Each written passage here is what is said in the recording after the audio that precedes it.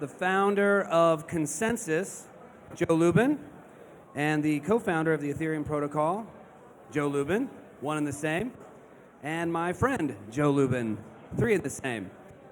Going to join me on main stage. We're going to have a quick fireside chat. We're going to talk a little bit about the happenings at ConsenSys, the birthday of Ethereum, and a whole bunch of other interesting things. So please welcome to join me, Joe. Come on up.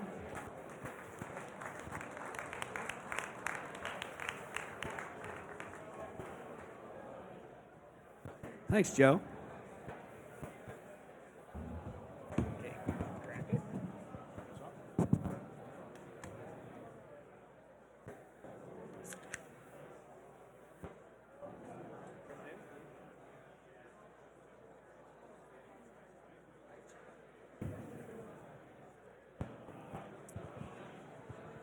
Good to see you.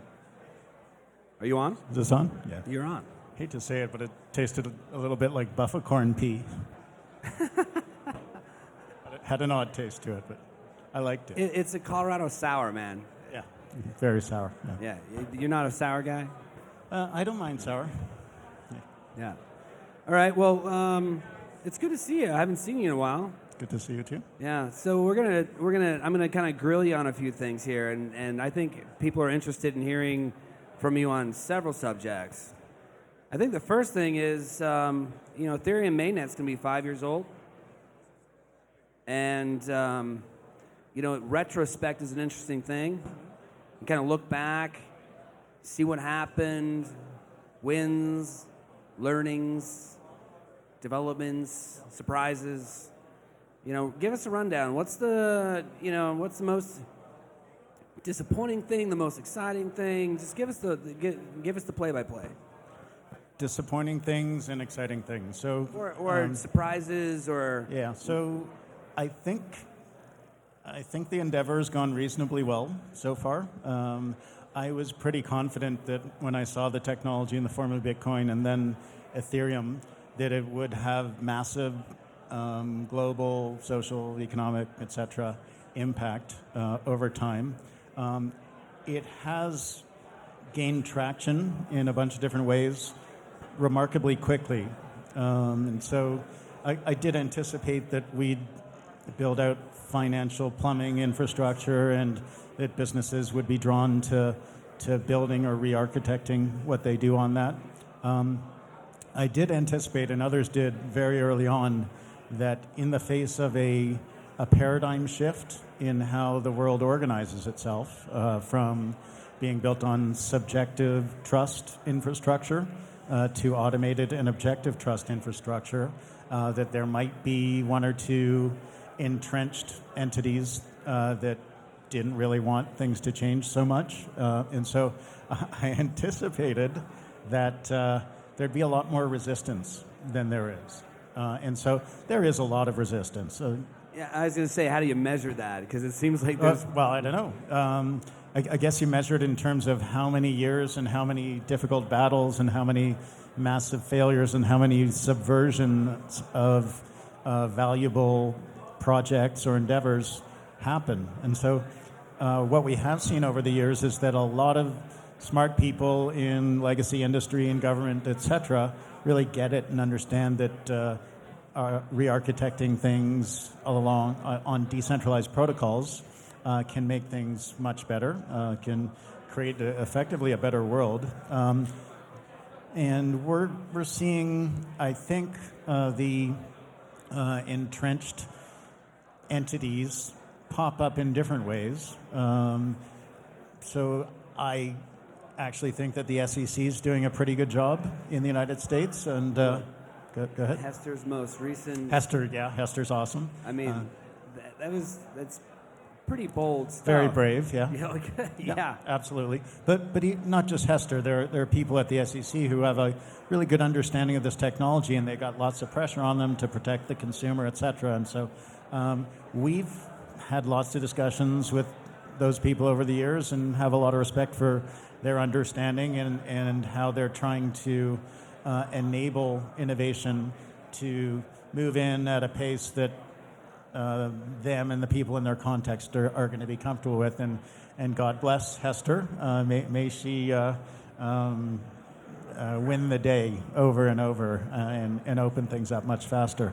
So with respect to Wyoming and Colorado and Nevada and California and other groups that are, as we saw on the panel earlier, that are enacting legislation to essentially be a catalyst or suggestive to the feds to open things up. I think that's one bit of value. The Uniform Law Commission is potentially trying to throw up some roadblocks to that, and so there's some very interesting resistance right there. I don't know where that's coming from. The deal with that is that blockchain and cryptocurrencies are all about owning, fully controlling your own digital assets, fully controlling your identity. And the Uniform Law Commission Supplementary Act or something like that essentially mandates that you're going to need a custodian of your assets in order to have the full weight of the law available. And so it's obviously antithetical, and I don't know whether those people are just trying to do the right thing the way they see it, or whether there are lobbyists who are just trying to keep making a buck. So it's gone astonishingly well, ultimately, and it's a super powerful technology, and we need to, in our different societies and our different jurisdictions, which have different rules. Not every land is as free as America. There are others that want to essentially live in different ways, and so they should be able to have discussions among themselves as we're doing here and figure out how the technology fits in their society. At the same time, we should have this universal trust foundation that's permissionless, so that we can all have a global settlement layer and enact global systems. So do you have any bold predictions you want to make for the next 5 years? Bulk predictions. For the next 5. I'm not a big fan of predictions. You've made some. I predict that ETHDenver will become the preeminent, biggest, and best hackathon conference event on the planet. Will become? Will become. Will be universally recognized as. Oh. Some others believe that. That's very gracious of you. They're doing good things too. Yeah. That's true. It takes a village. It takes a globe. So a few months ago, you announced 1 million devs. It's a lot of devs. And I think a lot of people, myself included, it's an ambitious thing. 1 million people, 1 million developers working on Ethereum it's a big deal. And when we get there, I should say, it's a big accomplishment. How's it going?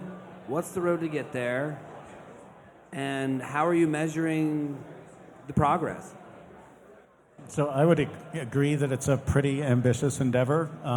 Might be slightly less ambitious than re-architecting all financial, economic, social, and political systems. Yeah.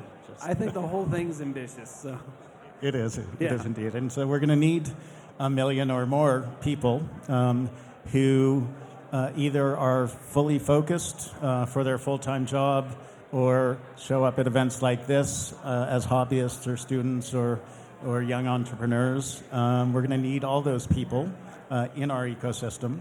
And there's probably a couple 100,000 of those people already around the world.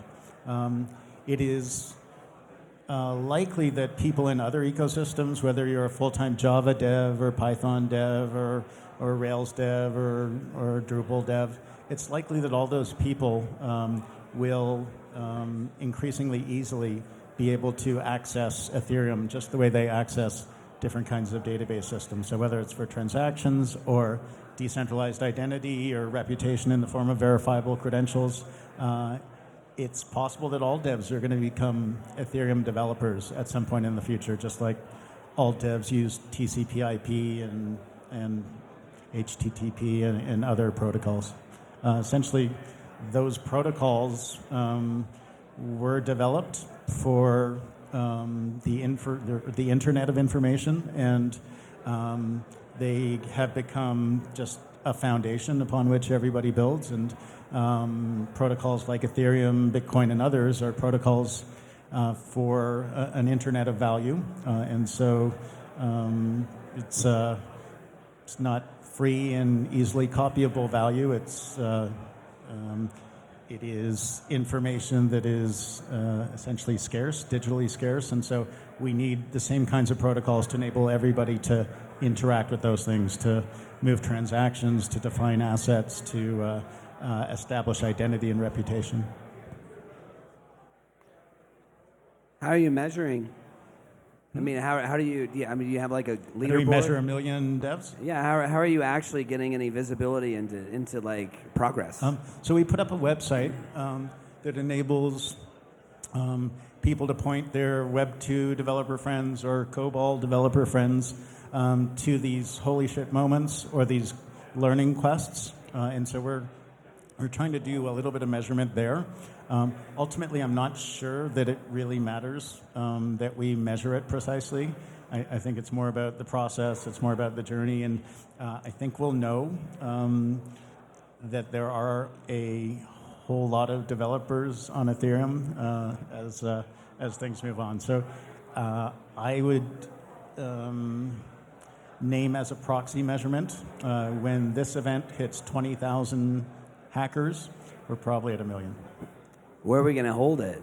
We're going to have to like... It's a good question. Yeah, I have no idea. There's some other buildings around. We could do it.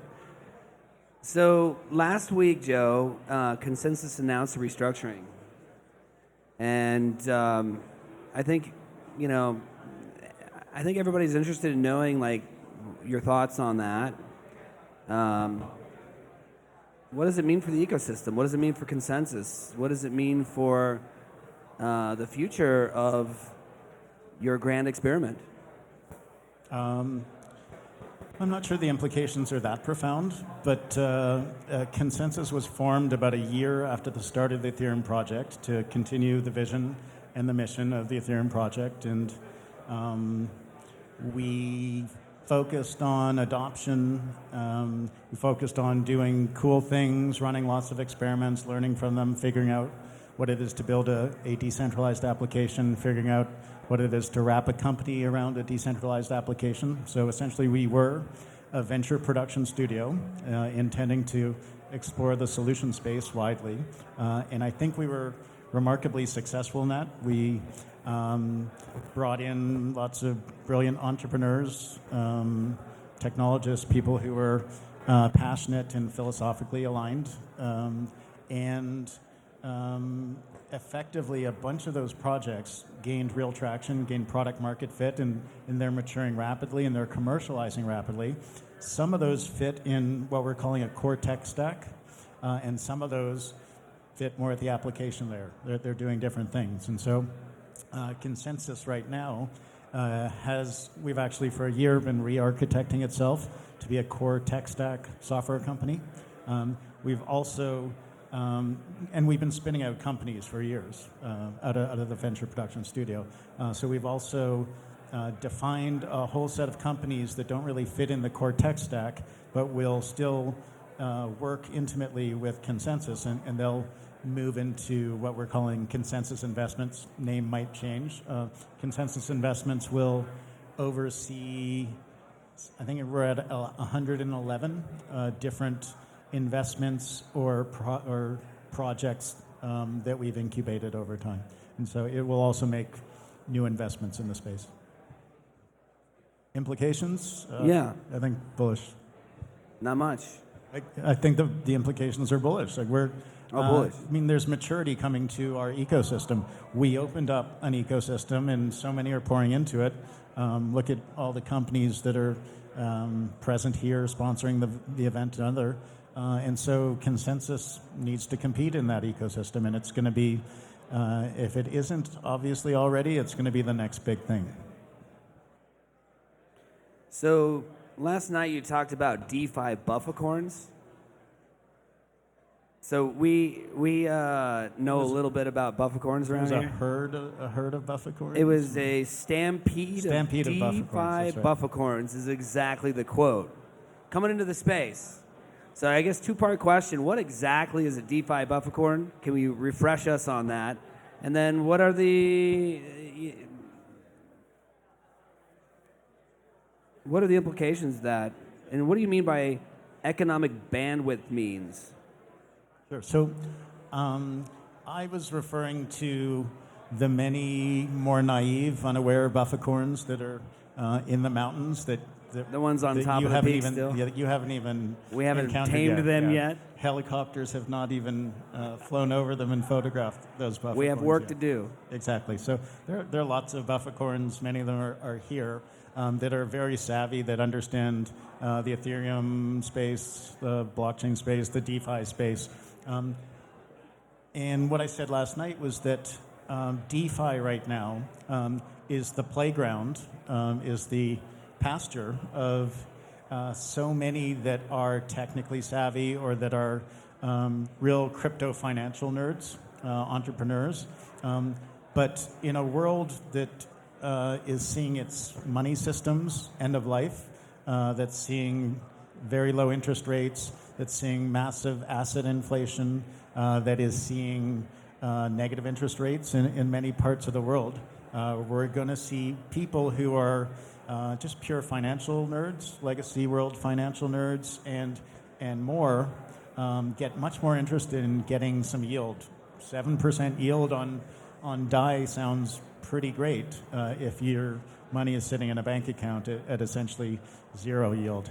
And people at this event and people out in our ecosystem are putting together things like savings accounts that will automatically yield, or tools that will scan the entire space and optimize your yield for you. And so I really feel that all the natural events and actions that are happening in the world due to macroeconomic forces, due to governments trying to squeeze too tightly and hold on to control, they're all pushing the people in the direction of greater freedom, greater agency, political and economic agency.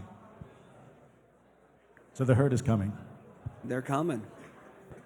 And we like the fact that you call them bufficorns. Can you continue to do that everywhere you go? Absolutely. We should distinguish them from the savvy bufficorns. Yes. What should we call them? Baby bufficorns? The baby bufficorns. Yeah. We like that. Bufficorn There's calves. actually baby bufficorn stickers here this year. Oh, really? Great. Yeah, we need one of those for you. What's going to be the animal of the year next year? It's probably the year of the spork marmot next year. Spork marmot? Yeah, the spork marmot. It's one of my favorites. That was part of the memery last year, still part of the memery, but I heard you're a personal fan. I am, as you know. Yeah. So I had a brand new laptop last year. We were sitting up on his lounge, and I was like, I'm not going to put any stickers on this laptop. So he's like... And it's still there. He made me, it's still It's there. literally still there. I have two very special stickers on that laptop. So talking about DeFi, we hear all this talk about money Legos, business Legos, but some are describing this as like money Jenga. And there's vulnerabilities, and there's risks, and I've even heard from people in the space like I wouldn't park my capital. It's too risky. There's too much volatility, or it's just not mature enough. There's not enough liquidity. Like, how do we balance this emerging DeFi ecosystem? Risk reward, right? Like, how do we protect from vulnerabilities but still grow it without sort of imploding and unintentionally, or the Jenga tower falling? Yeah, that's a tough one. And many in our ecosystem are pretty vocal about understanding this is a bleeding edge technology, that you really need to understand the risks in order to play in the space. You really should be experimenting in the space and not doing anything with money that you need or really care about. But if you look at any sort of financial technology, it's always had the builders and the breakers. And the builders generally see a solution, they build it, and it's really hard to think 360 around a solution. So you need breakers, I call them consultants, to come in and analyze a protocol, analyze a safe, analyze a stagecoach, and figure out how to break it and to extract your consulting fee from that system. And so we need the builders and the breakers to work together. Ideally, we'll get more and more breakers to be inside the ecosystem. We have Gitcoin for bounties. It's a spectacular. There's Kevin out there. That's a really good project. I heard it was founded in Colorado or something. There, just founded right there. There's the bufficorn. So we need bounties. We need automated security audits. We need fuzzing of different protocols. And so it's going to take a lot of hard work, and certainly there will be some unfortunate events, but it's the hopefully 5 steps forward, 1 step back progress that humans have to make. So you've talked recently about partial decentralization. I remember talking to you in 2017 about that, and at the time it was full DApp. Like, we're going to DApp everything, and I think that was sort of just the approach.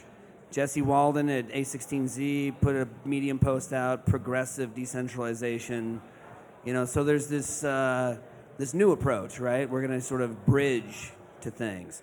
What do you think the best approach is? I mean, do you have a formula, opinion, approach to this path? I think last year you talked about DQ, decentralization quotient. So fill us in on your sort of updated perspective. So decentralizing everything on the planet is never going to happen, and decentralizing a lot of things is hard. And so I think we should all be focused on increasing decentralization as well and as quickly as possible. Even in the Ethereum space, the blockchain space, Bitcoin, DeFi, a lot of those protocols, a lot of the apps have backdoors built in so that if something goes wrong, with BZX, for instance, as we saw, that you can shut things down while they're in their early... well, they're infants. They're buffa children. While they're baby protocols, essentially. So baby bufficorns don't get burnt too badly. And so even in Bitcoin, you've got essentially state channel, payment channel solutions that have some elements of use case appropriate decentralization. The liquid network from the proponents of perhaps maximalism is a federated network. I think there are 15 federated nodes on that network that sit on top of the Bitcoin protocol. And so I have for a long time been a big fan of working with enterprise, bringing them into consortia, helping governments, banks, and central banks understand the technology, because we're all going to come together on a much more decentralized World Wide Web that makes liberal use of decentralized protocols for blockchain elements like trusted transactions, guaranteed execution, decentralized identity, verifiable credentials for reputation, decentralized storage, decentralized bandwidth, decentralized heavy compute. These are the building blocks of the decentralized World Wide Web. And all the stuff that we build at ConsenSys for mainnet, we also use in private permission systems. And so we're seeing private permission systems like Comgo that we built for commodity trade finance and VACT for commodity trading to forge lateral links to one another. These networks are going to form links down into the maximally decentralized protocol, which we absolutely need for highly valuable digital assets and other ways of speaking together between different networks. So it doesn't make sense for a consortium to put all their stuff on mainnet right now because they're just not comfortable with that. Up until now, how long is that going to take them to get comfortable? So it's now sort of scalable enough, and we have privacy and confidentiality technology thanks to Aztec and Nightfall and others, scalability thanks to Starkware. So we can put those things on mainnet roughly starting now, but it's a political issue too. And so there are major organizations, and we're going to have a big announcement early March, that are going to start using mainnet across a lot of different enterprises for essentially entangling information with one another so that it's purely confidential. Nobody can figure out what's going on except the counterparties. So when is it going to happen? It's going to happen now, very, very soon. How long is it going to take? As long as it takes. I mean, there'll be lots of applications that build on these technologies. Patience is virtue. I guess so, yeah. So I don't know if you were following Twitter, but we announced that we invited other protocols, technologies. The way that I couched it was, look, we're a big tent, a blank canvas, a big diverse community of intelligences, and if you're going to really promote diversity, you got to include technological diversity and approach. And we actually got a little bit of blowback for that. And I'm just curious, what's your take on that? I never knew you to be one to be swayed by blowback. Don't you like blowback? Well, I don't mind being controversial. Sometimes, it was a little bit more surprising to me than I was more surprised when it happened than I thought I would be. So what's your take on that? When we talk about interoperability, collaboration, shared knowledge, working together, I mean, the whole ethos of the space is that. But the practicality is, it seems like tribalism gets in the way sometimes. Not just, I mean, we're not probably close to the worst in the Ethereum community, but, what do you think about events like this being technologically diverse? So I don't have a problem with it. A lot of us came out of the Bitcoin space. We've been thinking interledger for a long time. We have a project called Liquality that links Bitcoin trustlessly in an unintermediated fashion to Ethereum. There's some other great Bitcoin Ethereum bridge projects. TBTC is coming very, very soon.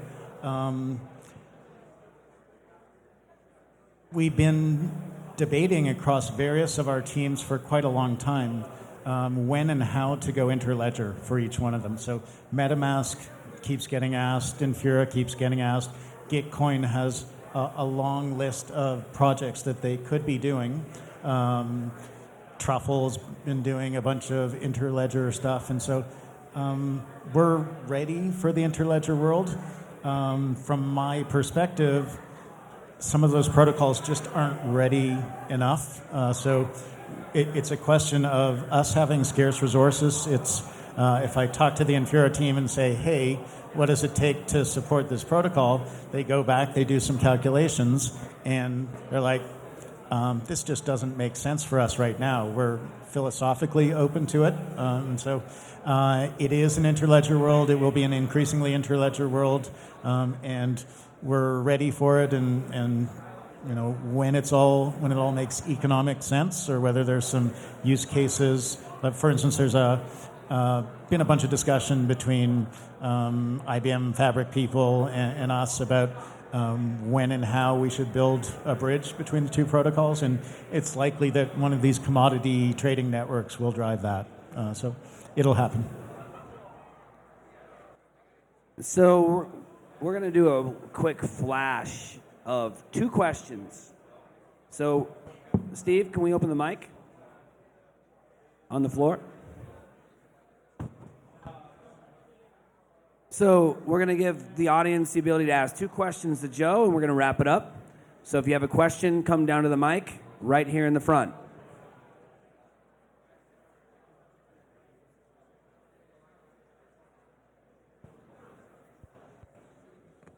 Hello. I'm Sultan.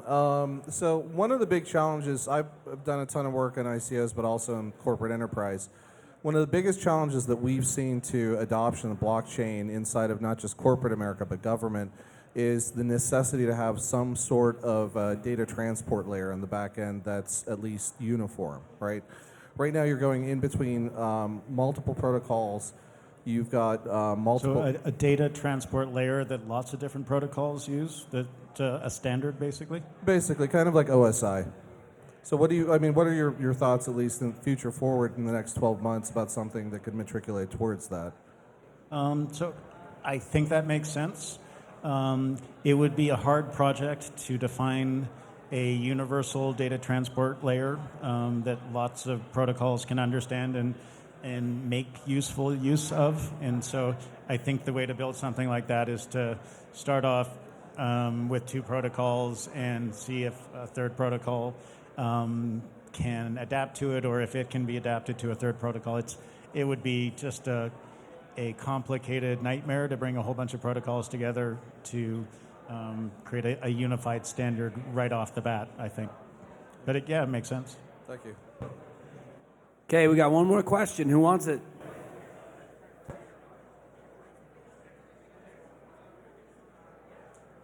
Wow, first time ever. Works for me. All right. All yours. Well, thank you, everybody. We appreciate it. Thank you, Joe. Thanks, everyone.